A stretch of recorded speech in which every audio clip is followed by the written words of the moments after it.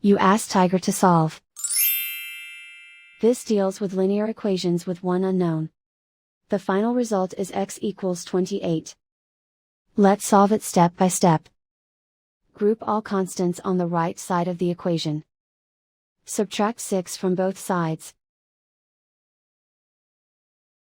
Group like terms. Simplify the arithmetic.